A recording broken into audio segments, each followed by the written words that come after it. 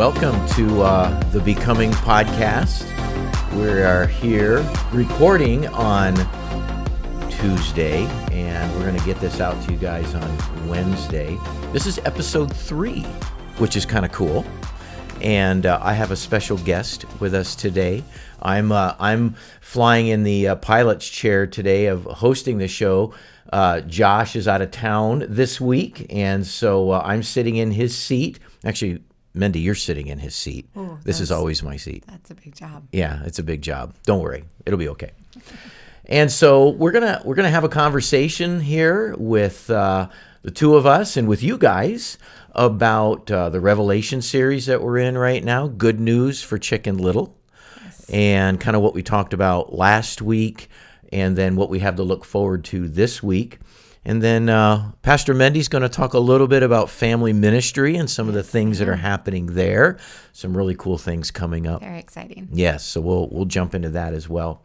So last week in our Revelation series, the title was "Good News About the Church," and we looked at the letter to the church at Philadelphia. This was in Revelation 3, and then we looked at the letter to the church at Laodicea. Right. Two different kind of situations going on there, but one common element was in place in both, and it was this image of a door, and that at the church of Philadelphia, Jesus had opened a door for them that no man could shut, and then the church at Laodicea, Jesus is standing outside the door, knocking, as we read in Revelation 3:20, waiting for the invitation so that the door could be opened. Right. You've been sitting there in the series for the last 3 weeks. What are some things that have sort of impacted you in your learning and your kind of processing where we're at in the series? What's that been like for you? Well, Revelation 3:20 has been a verse that has been very formational in my life and ministry over the years. Yeah. And I really appreciated how you tied that in between the two churches. And then to be able to see, there was just this aha moment for me this last week when you were teaching on Revelation 3:20, and of course the image, the artwork that comes along with that verse that you were using in the sermon it has always been a huge impact for me. But as you showed the contrast of the church of Laodicea and what they were, the indifference that they were experiencing, they were choosing to live in. Right. And yet, he was at the door. He is at the door. Yeah. And when you, if I can remember the phrase that you used, as far as there's still a chance, there's always opportunity. Yeah. And I just loved how you tied that in and brought that to us. Well, and I think that hopefully this series is maybe dispelling some common notions about the book of Revelation, that there's this mean God in heaven ready to pour out his wrath upon the earth. Right. And sometimes we can get so focused on that aspect of the nature of God that we lose complete balance and connection to his love. Right. And that his justice is within the love and goodness of God. And so, as scathing of a warning that he gave to the church at Laodicea, he said to them in verse 9, I discipline and correct those I love. I love. Yeah. So be earnest and repent. And so I'm hoping that for the remainder of the series, the next 5 or so weeks that we have, 5-6 weeks, I think, that the love and the patience and the enduring goodness of God continues to come forth. Yeah. So the series shifts a little bit because I'm going to cover 3 chapters this weekend. But the 3 chapters are linked together. So the title of this week in our series, Good News for Chicken Little, is Good News About Who's in Charge. Okay. All right. And so in Revelation 4, Revelation 5, and Revelation 6, we see this incredible description of the throne, the heavenly throne, and who sits at that throne, who's worthy to open this scroll. We're going to talk about what this scroll is. And a lot of times people, we get to about chapter 5 and we're like rubbing our hands. We're like, oh, yeah, we're going to find out what's in the scroll. Well, guess what? Nobody knows what's in the scroll. Even today, Right. Nobody knows. Right. And it's not so much about what's in the scroll, it's how it gets opened. And so we just get this amazing picture in Revelation 4 and 5 of the worthiness of the Lamb to open this scroll. So we're going to talk about that. And then in chapter 6, it gets into the 4 horsemen of the apocalypse. Okay. And, Revelation 6 ends on kind of a depressing note. So how in the world can there be good news about who's in charge? Well, we're going to see that. And so you got to come this weekend. You going to be at church this weekend? I will. Good. Yes. I think I'll be there. Yeah. And so if you want to read ahead, read Revelation 4, 5, and 6.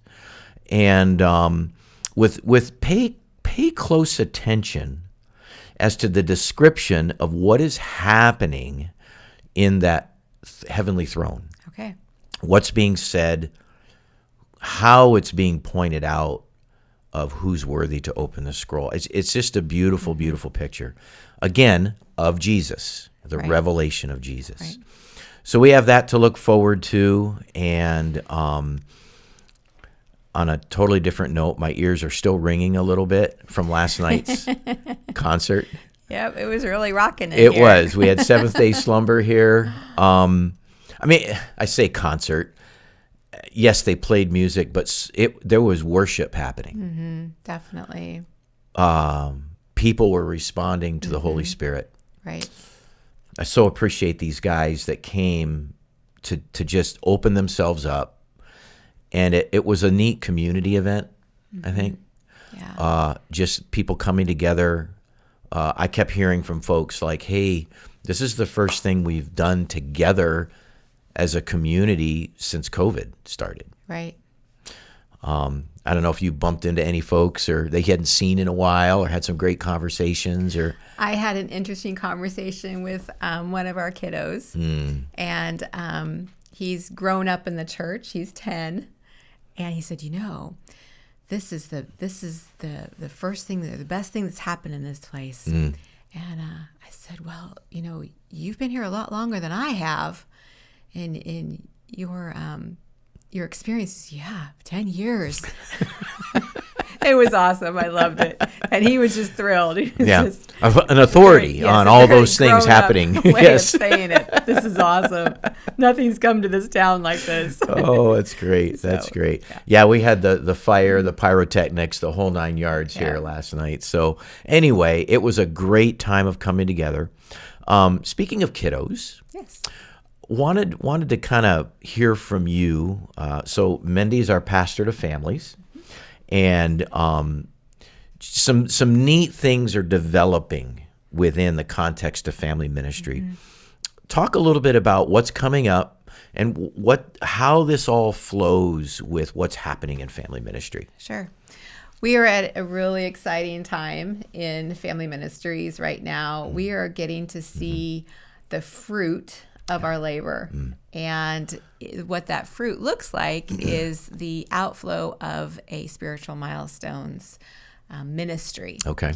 And a year and a half ago, when we started just casting the vision for this, we said, well, let's start where we can. Okay. And the first 3 steps that were the biggest wins for us and quickest wins were the child dedication path or milestone and the baptism milestone. Those are the first 2 that we started. They were kind of in place a little bit as we were speaking of the vision, but putting some structure to it. Got it. Is Got what we really needed to do, and communicate the why for families. And so the next step for us is salvation. Okay. So what this looks like is being able to walk alongside parents and helping them understand how to have conversations. Awesome. Spiritual conversations, faith-driven conversations with their kids, and leading them along this pathway of spiritual formation. Wow. And it's just really exciting. It's been something that's in my heart for a lot of years. And I just feel like God is just painting this picture for us. And where several years ago, I remember coming to the Lord and saying, I don't know what this looks like. Right. Would you just fill in for me?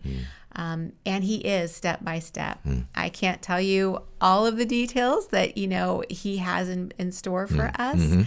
but it's kind of exciting to be able to receive one step at a time and see it come together, where our whole team is just super excited about what that's going to look Nice. like and on board with it. So this weekend, we have 2 dedications, child dedications, one on Saturday night and one on Sunday morning. Awesome. And these are families that have gone through a class with us, being able to help them understand what that means, to be presenting their child to the Lord. Right. And being able to take the next step. Okay, what is our next step as a family spiritually in the formation of their children? Got it. And so it's been good. Yeah. Well, you and Pastor Melissa and Pastor Josh have been working on the details of this pathway. And what's exciting is it's a very intentional pathway. Meaning the intentionality starts in the creation of it so that it becomes something that is very easy for people to connect the dots and how they grow, right? And how, okay, what is my next step? What does it look like in this church to become a mature, interdependent Christ follower who makes disciples? And that trickles all the way down to the family unit. Right. And so I love how that vision is coming into place with family ministry, that I think over time, parents are going to be able to really get it, like, oh my goodness, I'm on the front line of helping my kids know who Jesus is. And so that's real exciting to see that and the progress of that. So yes, we've got some dedications coming up this weekend. I would say if for those of you within the sound of our voice that chime into this podcast and you're wondering, like, okay, I know about God. I think I have a relationship with God, but I don't know what that looks like moving forward, which I think is a big question that a lot of people have. We're fleshing that out here. Right. We really are. And so we invite you to join us in that process. I'm growing, Pastor Mendy's growing, our entire staff. We're in this with you. Right. And so that is that's something that makes it feel very real, and because we're personally owning it. So anyway, anything else you want to add about family ministry? Well, it's pretty stacked this week, so I hope that you are going to be with us at the different events that we have this week. The first one, or next one coming up, is our family movie night. Oh, yeah, that's Friday. Night. Yes. And that's going to be fun. Yeah. That's for youth and teens, families of youth and teens. Okay. So we're partnering together with our ministries to be able to provide that. I saw the popcorn machine being set up in the popcorn machine. We're having popcorn. Yep, in the worship center. In the worship center. We'll have some couches and sofas in the worship center and just bring a kind of hominess to the area.